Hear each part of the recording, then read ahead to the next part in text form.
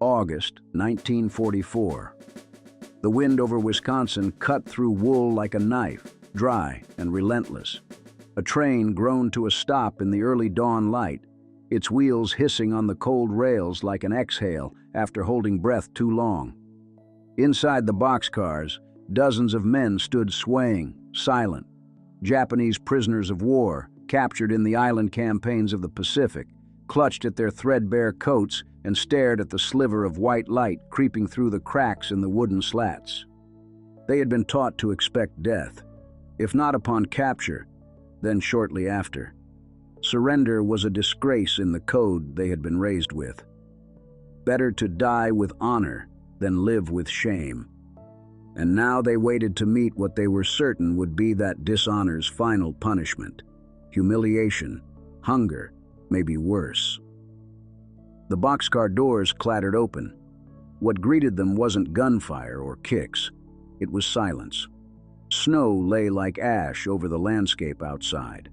Rows of wooden barracks rose behind a fence line, with barbed wire that glinted like steel thread in the morning sun. A few guards stood at the ready, rifles in hand, but there was no screaming, no jeers, just orders, firm, clipped, unfamiliar. The prisoners stepped down. One slipped on the ice and fell to his knees. He flinched, waiting for the rifle butt. It never came.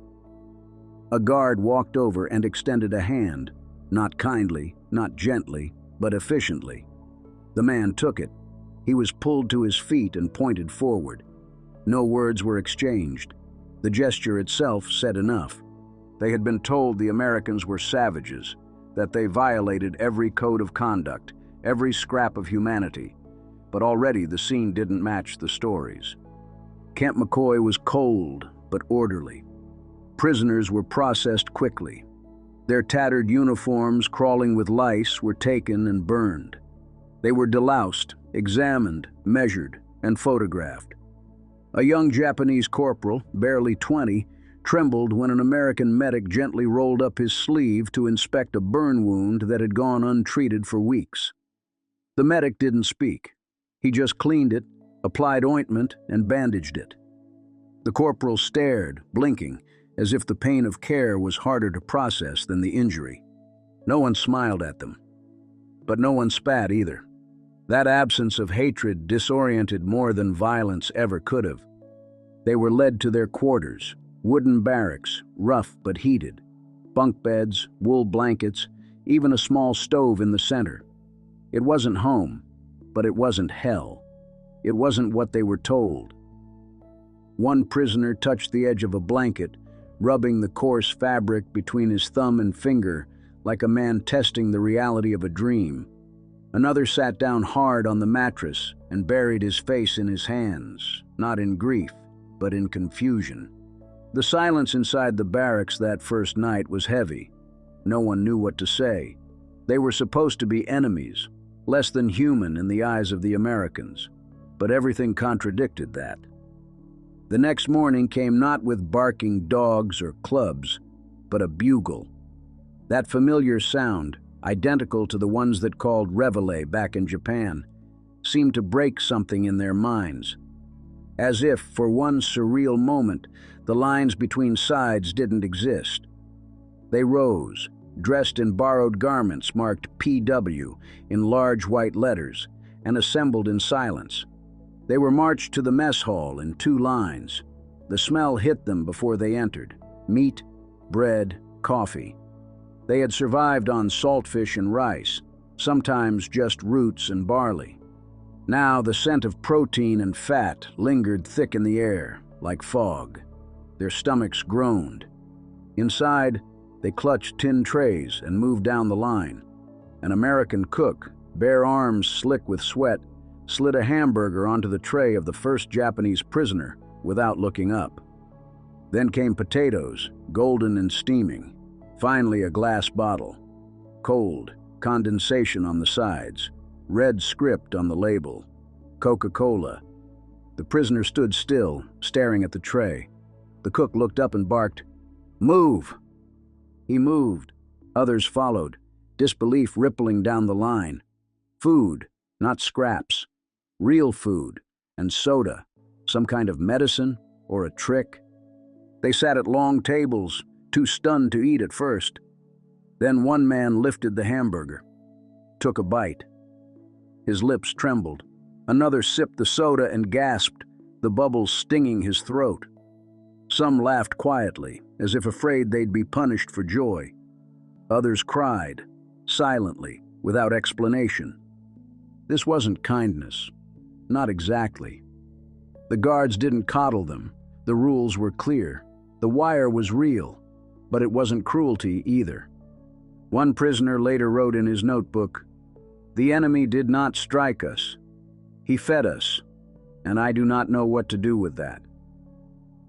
That evening, back in the barracks, as the snow fell outside and the wind pressed against the wooden walls, the prisoners lay beneath wool blankets and remembered the taste of grease, of sweetness, of warmth.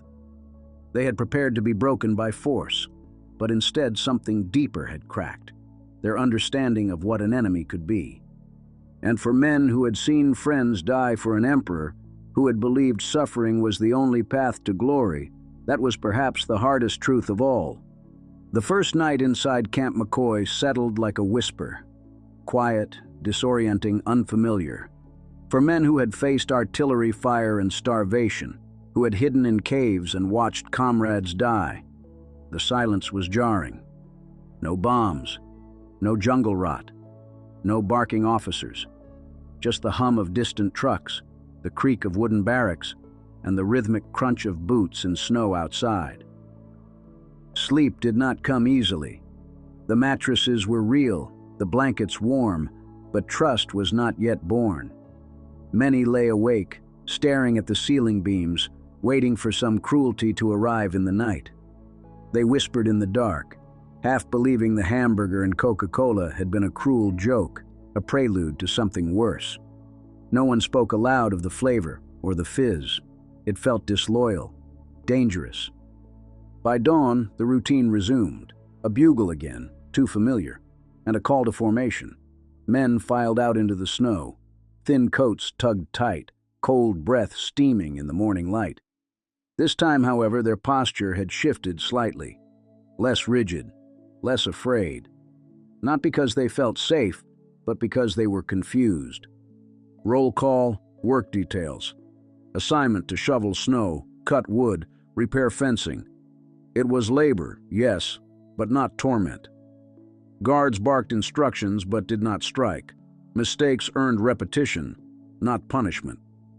Red Cross inspectors made notes. An American lieutenant explained the rules again, through an interpreter. Geneva rights, scheduled meals, the ability to write home. One prisoner turned to another and murmured, "They act as if this is normal." His bunkmate responded, "Maybe to them, it is." The contradiction deepened as the days passed. In the mess hall, the meals remained consistent, not generous, not wasteful, but regular, warm, and far richer than anything most of the prisoners had eaten in a year. More hamburgers, more potatoes, more bottles with fizzy syrup and red labels that made no sense but brought a sweetness that lingered long after the taste was gone. This was not the America they had been promised by their officers, not the land of starvation and chaos. The enemy's nation, they had been told, was soft, corrupt, starved of discipline. But every hour inside Camp McCoy defied that belief. The guards were stern, the camp clean, the systems followed. It was not weakness on display, it was control, cold, efficient, and somehow humane. Still, not all welcomed this realization. In the barracks, arguments stirred. One man insisted it was all performance, a calculated trick to lull them into complacency. Another spat back, "And what is the trick in warm blankets? In medicine? In shoes that fit?" The room fell silent. No answer came. Outside the wire, the snow deepened. American trucks came and went, loaded with supplies. Prisoners watched through frosted windows as GIs laughed, tossed snowballs, lit cigarettes. It was not mockery, just life, carrying on. The absurdity of it all was almost unbearable. One morning, a group of prisoners was assigned to work alongside American engineers repairing a snow-choked road near the edge of camp. It was physical, demanding work. Ice chipped with pickaxes, shovels dug into frozen dirt. At one point, a Japanese soldier slipped, twisting his ankle. He braced for impact, for a blow. Instead, the American supervising the crew, sergeant stripes on his sleeve, offered an arm. "Up," he said plainly. The prisoner hesitated, then took it. The moment passed without ceremony. But that night, in the barracks, the story rippled through the men. A hand offered, not a boot. A lift, not a shove. One whispered, "I don't understand them." Another replied, "Perhaps we never did." Letters became the next rupture in the wall. Red Cross officials delivered writing materials. 2 letters and 4 postcards per month. Prisoners hunched over the small wooden tables, pencils scratching slowly in their hands. "I am alive. I am well. I do not know when I will return." For some, the words came easily. For others, they refused to come at all. When the first replies arrived weeks later, thin, crumpled envelopes smelling faintly of smoke and mildew, men wept quietly on their bunks. One man received news that his wife had survived the Tokyo firebombings. Another learned that his youngest son had died. He did not speak for days after. Routine took over in time. Wake, work, eat, write, sleep. And with routine came strange moments of comfort. Prisoners began naming the guards under their breath. The one with the hat. The kind one with glasses. The quiet one who always watches but never shouts. They watched and learned and adjusted. And the food remained a mystery they could not resolve. Not just the fact of it, but the ease of it. One afternoon, a cook handed an extra bun to a prisoner who had dropped his tray. No words, just a nod. The man bowed deeply and returned to his table. Later he would tell a fellow prisoner, "I expected death. I did not expect seconds." In the canteen, those assigned to work detail discovered another fracture in the wall of assumption. Camp currency, small slips of paper, could be traded for soap, combs, paper, even chocolate. One soldier held a bar in his hand for an hour before eating it, convinced it had to be a mistake. English classes were offered. Few attended at first, but over time, curiosity spread. Bread. Window. Mother. The words were strange but human. A few men laughed at the lessons. Others mocked them. But still the students came. One night, the instructor, an older GI with soft eyes and a rough accent, wrote "Hope" on the chalkboard. He asked for a translation. Silence. Then, from the back of the room, a voice said in broken English, "Hope is no more dying." The teacher paused, then nodded. "Yes," he said softly. "That's close enough." Back in the barracks, the discussion turned again. What did it mean to live like this? To be cared for, clothed, fed, even taught by the enemy? Some called it a trap, others a gift. One man said, "They shame us with kindness." Another answered, "No, they show us we were lied to." Snow melted into spring. Grass returned to the fields. And with the change in season came a change in the men. Not betrayal, not surrender, but a softening of something they hadn't realized could bend. Pride, hatred, certainty. In their place grew questions, doubts, and in some rare corners, empathy. But always the barbed wire remained. Always the towers loomed. This was no home, no refuge, just a place between one life and the next. Still, for many prisoners at Camp McCoy, that place became more than a prison. It became a mirror, and what they saw in it would haunt them longer than any battlefield. The days at Camp McCoy unfolded in quiet repetition, yet each morning felt like a subtle trap for expectation. Outside the wire, the snow lay heavy and unrelenting. Inside, however, A rhythm took shape.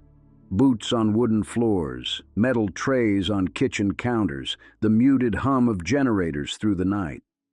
For men who had known only chaos and hunger, this structure felt unnatural, but it was the mirror they never anticipated. The transition from battlefield to barrack was swift. One morning, the Japanese prisoners were led into the yard, frost glinting off barbed wire. Midwinter air stung their lungs. They had fought in jungles drenched with sweat and blood. Here, the cold bit without warning. Still, the guard towers loomed, rifles patrolled, and the wire persisted. So this was captivity after all. Yet on that frozen ground, the reality of their situation began to shift. Work details offered the first real test of this shifting ground. Some were sent to clear roads of snow and ice, others to cut timber in the nearby forest. The uniforms they wore were better than those they had left behind, marked plainly with PW. There was no glamour in that label, no pride, only the admission of capture they had been trained to fear. One soldier, who arrived in a shirt tattered and stained, now stood in the soft glow of dawn, holding an American pine-felling axe, watching swirling flakes fall around him. He remembered islands where he had scavenged for rations, where half-dead comrades lay buried under fallen palms. Now he watched trees fall under his own swing, the rhythm almost comforting. A guard watched closely, his expression unreadable but firm. When the Japanese soldier paused, winded by the cold, the guard approached and removed his muffler. He tied it around the prisoner's neck and walked away without a word. The axe handle thudded once.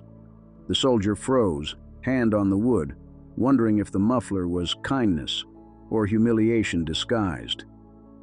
In the barracks that night, under wool blankets, the muffler warmed him.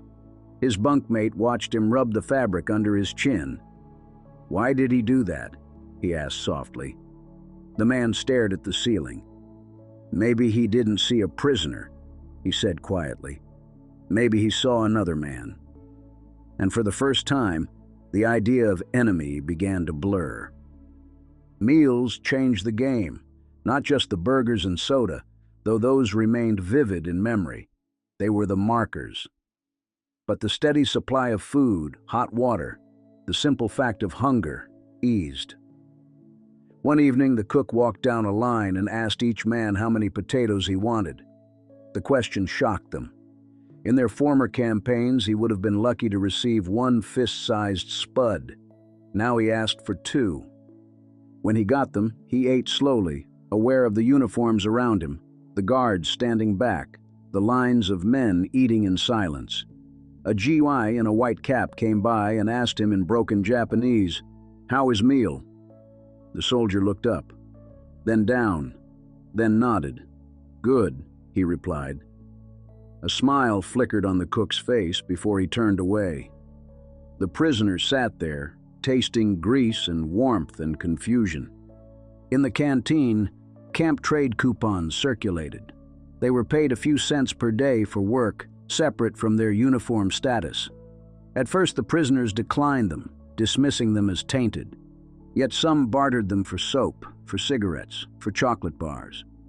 One young soldier held a chocolate bar in his hand and stared as if it might vanish if he bit it. His friend watched and asked, "Do you believe this?" The man shrugged. "I don't know what to believe anymore." Even language began to fracture walls. English classes were optional. At first, only a handful attended. The chalkboard held words like bread, table, window. A Japanese corporal wrote kiraha, starvation, on his paper, then looked up as the instructor said hunger. The 2 words faced each other across the table, and the men laughed quietly. It wasn't cruel. They laughed at themselves, at the absurdity that a word could carry the weight of their lives. In the chapel one Sunday morning, an American chaplain held services. Prisoners were free to attend. Some did, uncertain. The chaplain did not preach nationalism. He spoke of faith, of home, of hard nights. The words were familiar, but the language was strange. The men listened. One soldier, eyes closed, thought about his mother back in Osaka, her hands working rice, her house bombed, her children cold. Here was a man speaking across the war lines, asking for peace without shame. The soldier opened his eyes and looked at the ceiling beams. He did not pray, but he heard something in the echoes. Yet cracks appeared. In the work detail, a local farmer watched Japanese prisoners clearing his field. His son had died in the Pacific. He spat near their boots. The escorting guard paused but said nothing. The prisoners froze. Some lowered their heads. Others clenched their fists. The farmer sneered and turned away. In the barracks later, one soldier muttered, "Here we have blankets and meals. Outside our families have neither." Another replied, "Does that make us fortunate or traitors?" The conversation faded. The next morning he asked for 2 potatoes again. Another detail, winter changed to spring. Snow receded. Mud replaced frost. The wire remained. The towers stayed. One crisp morning they were told they would soon see news of the war. A sheet was pinned on the mess hall wall, headlines from Europe, from Japan, from the Pacific. One read, "Tokyo firebombing another. Japan capitulates." The men looked. The papers said it. Yet the guards handed the sheet over quietly and moved away. Silence followed. A Japanese sergeant read the headline. Below it, in Japanese, "We are defeated." The man folded the paper, turned to his bunkmate and whispered, "They keep feeding us." The bunkmate nodded. "They kept feeding us because the war is over." The words hung in the cold spring air. That night the bugle still sounded. Roll call came, formation, work detail, meal, sleep. The rhythm had not broken, but inside, something of the warrior code was fracturing. Men who had trained to die rather than surrender now found themselves living, working, eating, learning, not broken, but changed. One afternoon, a Japanese prisoner was walking near the camp fence when a small American girl offered him a candy bar. He hesitated, then accepted. The wrapper crinkled in his gloved hand. He looked into her face. She did not cower. She smiled. He bowed. She ran back. His bunkmate watched and asked, "What did you feel?" The soldier whispered, "I did not know until I saw her." The moment echoed louder than artillery. Back in the mess hall, the burgers still came, fries still crispy, Coke still fizzing. But the taste no longer startled. It stayed. It became memory. Some men closed their eyes and remembered what they once fought for. Others simply stared at the tray and wondered what tomorrow would ask of them. Capitulation came for the camp in the same quiet way it arrived externally. They packed. They lined up. They stepped through gates. They looked at camp for the last time, not as prisoners but as travelers, as returning men. One soldier turned back and touched the barbed wire. He felt the cold metal. He touched the stamp on his coupon. He closed his eyes. The war had ended outside. Inside, he kept tasting the hamburger and the soda. Proof he had lived when he expected to die. And in his silence, in the hunger no longer, in the memory of kindness, he carried both pride and shame. Because an enemy had fed him, and in the quiet after bombs, that mattered most. The snow melted slowly, and the cold eased, but in the hearts of the Japanese prisoners at Camp McCoy, the thawing brought no ease. It brought questions. They moved beyond survival now, into the unease of reflection. Each day began with the same bugle, each meal with the same trays, each work detail with the same guarded steps. But the uniformity of routine began to stretch their beliefs. One morning, a group of prisoners boarded a truck bound for a farm outside the wire. A farm not depleted, not tired from war, but alive. Fields of maize stood tall, barns full of cattle, tractors lined up like soldiers at ease. Shock clung to them. They had followed orders across jungles where the soil tasted of salt and bodies. Here, The earth was rich and promise-filled. They were handed axes and shovels and introduced to an American farmer whose son had died in the Pacific. The man didn't smile. He didn't welcome them, but he worked beside them nonetheless. As they cut wood and cleared brush, the wind carried the scent of spring and tractors. One prisoner paused and leaned on his tool, watching a tractor pull a cart of hay. A guard walked over and offered him a cigarette. The prisoner accepted. Smoke burned in his lungs. He coughed and then inhaled again, not out of need, but out of disbelief. The guard didn't glance away. He didn't speak. The man wondered, was this kindness, or was it contempt disguised in calm? The canteen cracked with chatter. Machine-printed coupons changed hands. Bars of chocolate passed from anxious fingers to eager mouths. One prisoner held a chocolate bar lit by the afternoon sun. The gold foil reflected a gleam he hadn't seen in months. He unwrapped it slowly, half expecting the guard to step in and say, "Return to your bunk." But no one did. He bit the chocolate.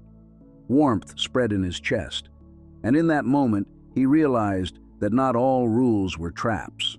Some were just formality. At night, the barracks were silent but alive with small voices.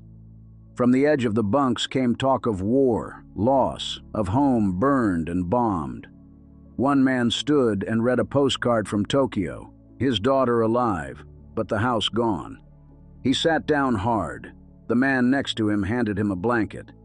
Past midnight, they whispered about the mess hall. "I tasted beef," one said. Another answered, "I tasted freedom." They knew they had not earned the word, but they felt its weight. Then came the headlines. A bulletin posted on the mess hall wall. "Japan accepts Allied terms." The paper crackled in the breeze. They stared. Their loyalties, drilled into them since childhood, faltered. Work crews returned with axes. Potatoes were scooped. The bugles still played. But outside the wire, the war had ended. Inside the wire, the war stretched toward something else. One afternoon, a young soldier found a soda bottle cap in the snow by the fence, red letters on green glass. Coca Cola. He turned it over in his palm. Memory taste of the mess hall returned. The burger, the fries, the fizz. He slipped it into his pocket. Later, he showed it to another prisoner. They said nothing. They just stared. The cap held the contradictions: enemy, provider, victor, captive. Life inside camp began to reveal its unsettled truth. Guards patrolled, work continued, meals were served, and yet the distance between expectation and reality grew. The Japanese prisoners had expected cruelty, had steeled themselves for worst. But what they found unsettled them more. Normality in war, consistency in captivity, a kind of peace where bullets should have flown. That peace cracked something inside them, not the body, but the idea of war itself. Outside the camp, the local townspeople watched through the fences. Children waved. A girl threw a candy bar over the wire. The prisoner caught it. He unwrapped it and stared. The guard nearby said nothing. The boy turned, walked away. The prisoner opened the candy, not in hiding, but in plain view. He bit it slowly. Sweetness flooded his mouth. Shock registered in his eyes. He then looked at the guard. The guard nodded once. The prisoner's heart hammered. He felt compassion, fear, confusion. No word came. They wrote letters home. Started with, "I am well." It felt false, yet it was true. They wrote of routines, meals, work, but underneath they scribbled in margins, "I do not know who I am anymore. We were told we would be broken. We are living." The blank spaces between sentences grew heavier than the words. One Japanese corporal was asked by camp staff, "Do you miss rice?" He thought of starvation, of scavenged roots on remote islands, of his family's gray faces. He answered, "Rice is memory." The translation came back. The guard paused, looked at him, then continued walking. The prisoners returned to work, but the memory of that answer stayed longer than hunger ever did. By spring, the ice had gone. Mud replaced snow. Birds returned. Fields near the camp thrived, and the prisoners thrived also, not in freedom, not in victory, but in life. Some started English clubs. A few guards joined the teams. Words like apple, winter, home were written on chalkboards. Simple words, foreign words, yet loaded. Outside, war still raged. Inside, the war in their hearts was shifting. The day arrived when the gates would open. They stood in line, uniforms pressed, duffel bags in hand.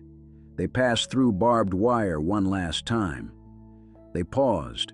One soldier turned back and touched the wire. It was cold. Real. He carried the bottle cap in his pocket. The taste of a soda lingered. The taste of beef. The taste of being fed by an enemy. The soldier closed his eyes and then walked on. For many of those men, the war outside had ended. But inside their minds, it was just beginning. They carried the contradictions, the warmth, the shame, the memory. Not all of them spoke of it. Most never did. But each step of their return to Japan was shadowed by a hamburger and a Coke, a reminder that the enemy could feed you, the victor could show you mercy, and the line between warrior and prisoner could blur in a single bite. And in that moment, what they had prepared for, a crash, a break, a final blow, never came. Instead, they stood alive. And that was the hardest battle of all. The months passed and the seasons shifted, but for the Japanese captives at Camp McCoy, Wisconsin, the wire still held, the bugle still called, the meals still arrived. What changed was harder to see and even harder to name. It was not a breaking blow, it was a slow unraveling from inside, a quiet surrender, not of arms, but of certainty. They had arrived prepared for agony. Their conditioning had taught them that capture was worse than death, that the enemy would break them with deprivation, violence, and humiliation. Instead, the truth revealed itself in everyday things: a warm bunk, a chocolate bar, a snowy sunrise, a guard who asked if he missed rice. These weren't the weapons they expected, and that made them harder to face. Work details had become the outer mirror of the internal change. On a crisp spring morning, a group of prisoners was transported to a dairy farm a few miles outside the compound. The fields were green, tractors idling, cattle lowing in the distance. The sight struck them like a betrayal of everything they believed. They had seen their homeland razed, rice paddies turned to ash, comrades falling for want of supplies. Here, they were handed pitchforks and assigned to clean stalls, patch fences, gather hay. One soldier paused inside the barn, staring at the wooden beams and the soft hay underfoot. He remembered jungle air thick with rot and fear, and for a moment he felt dizzy. A guard stood nearby and offered him a glove. He accepted it, and the cow didn't care that his face was Japanese and his uniform of faded green. The barn smelled of hay, manure, spring. It smelled of life. In the evenings, the canteen brought another rupture. Coupons exchanged for soap, chocolate, cigarettes. The fear of being seen as weak began to fade. A prisoner bought a bar of chocolate and carried it back to the barracks as though it were contraband. He unwrapped it slowly, watched his friend stare, then bit a piece. The richness flooded his jaw. It was sweetness and relief tangled together. He closed his eyes. In the darkness, he wondered whether the flavor was freedom or folly. The war outside still raged, yet here a small rebellion had taken shape, enjoying a simple treat. On Sundays, some ventured into the chapel just to sit. An American chaplain spoke of home, of memory, of duty. He did not speak of victory or enemies. He spoke of nights and hope. The men listened. One soldier thought of his mother in Osaka, cooking rice by candlelight, waiting for him to return. He clenched his fist and realized how long it had been since he'd tasted white rice. The hymns drifted, unfamiliar words, but the tune struck something in him deeper than language, a yearning. After the service, he lingered by the door and watched children laugh outside the fence. Why did their laughter make him ache more than any battle cry? Because he once believed he would die for his country. Now he feared he didn't even know whom he served. By mid-1945, the end of the war had echoed across the camp. Headlines pinned to the mess hall board did not need to be translated. Japan had surrendered. The announcement landed in feet and bones more than words. The prisoners stepped into formation, felt the cold air, heard the bugle, but inside them the sound changed. It no longer announced duty.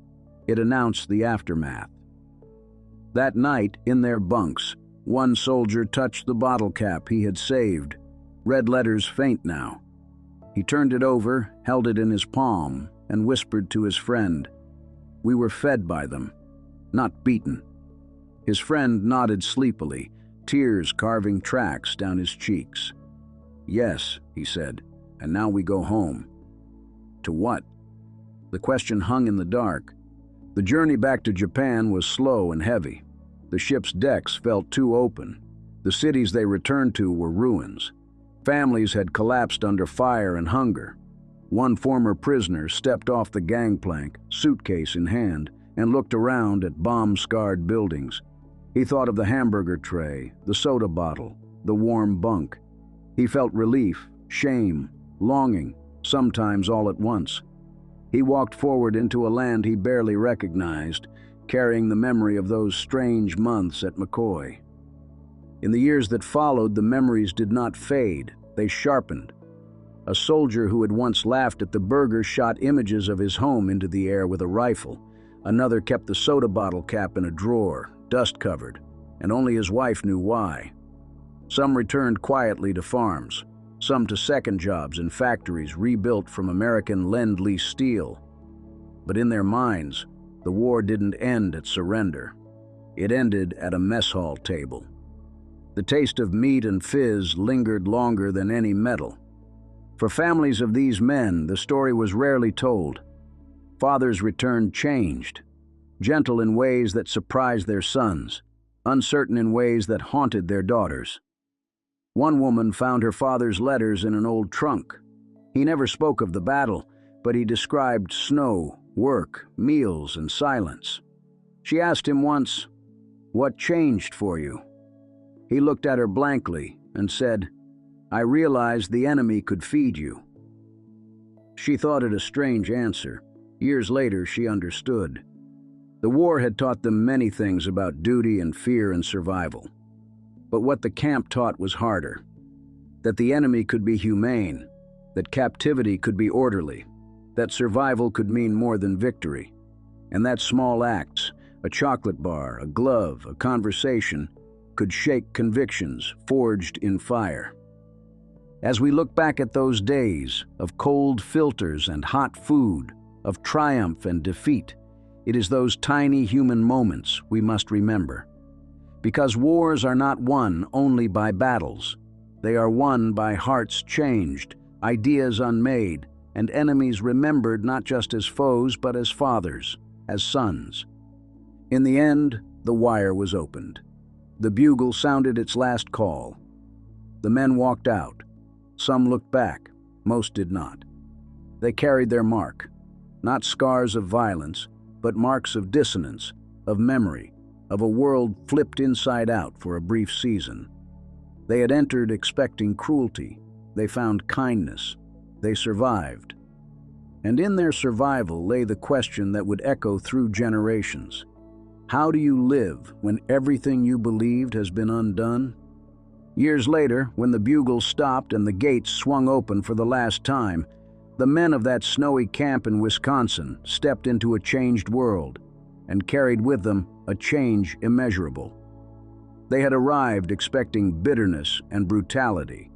Instead, They found a society that showed order, sustenance, and unexpected dignity. The story they lived belongs not only in history books, but in the silent hours of memory, in the letters home, in the faces of fathers and mothers, sons and daughters who endured far more than many imagined. To you who served, whether you were in the Pacific jungles, the European theaters, the skies above or the seas below, this is our salute.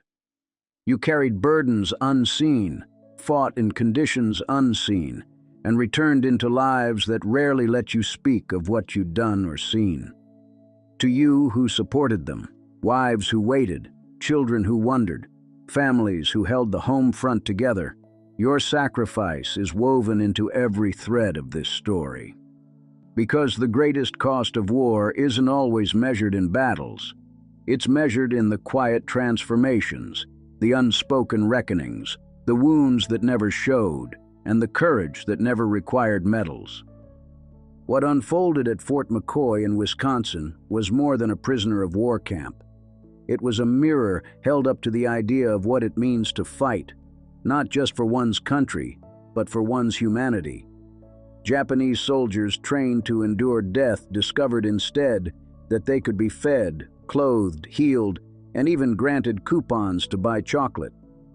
They learned that the enemy could also show structure, cleanliness, and care, and that shattered a world built on hatred and collapse. The war did not simply end when the Axis powers surrendered. For those men, it ended when they recognized that the machinery of war was being powered not just by turbines and tanks, but by the compassion of strangers. To veterans of that era, you know what it was to see America at its worst and at its best. You know the roar of engines and the hush of freezing nights. You know what hunger feels like in your bones and what relief tastes like in half-forgotten flavors. You know the cost of a friend gone, the uncertainty of home, the weight of orders. And you know the moment when the impossible became real, when the enemy didn't strike, but offered a blanket, a meal, a chance to live. In that moment, the war shifted, not just on maps, but in hearts. To the families, too. Thank you. Thank you for the long nights, the empty chairs, the whispered prayers, the letters unsent, the stories untold. You kept the home fires burning. You held on when the world spun cold. You understood a hero's silence and a survivor's stare. Your love didn't just sustain the soldier, it preserved the story. And your voice ensures it will not fade. And now, to you watching this video, if you had a father, grandfather, uncle, or cousin who came home changed, listen for the unspoken. Perhaps he never told the story of that snowy arrival. Perhaps she never described the mess hall, the burger, the bottle of soda, the shock of being cared for by what he'd been taught to hate. But those moments are still there, etched in memory, waiting for acknowledgement. It is our duty to look, to listen, to honor. Because the legacy of war is not only about who won, but about what we became in victory. Did we create abundance not to boast, but to serve? Did we turn supply lines into lifelines not just for soldiers, but for humanity? The Japanese prisoners at Fort McCoy saw that story play out in the simplest of things: food, blankets, warm buildings, daily routines. They carried home not just defeat, but revelation. And every thank you, every tribute, every memory we share keeps that revelation alive. So if you believe in honoring those who served, subscribe to our channel, like this video, and drop a comment below. Write one word that honors their journey. Let's make it meaningful. Let's make it a bond between those who fought and those who remember. Comment the word linen, a symbol of the blankets that warmed them in winter, a symbol of the uniforms that defined them, a symbol of the quiet dignity they found when they expected shame. And to all the veterans, thank you for your service. To all the families, thank you for your sacrifice. And to the stories themselves, the ones spoken and unspoken, Thank you for reminding us that victory is not just gold and guns, but the small acts of humanity that survive when the guns fall silent. We are ghosts of World War II. We remember so you don't have to fight alone.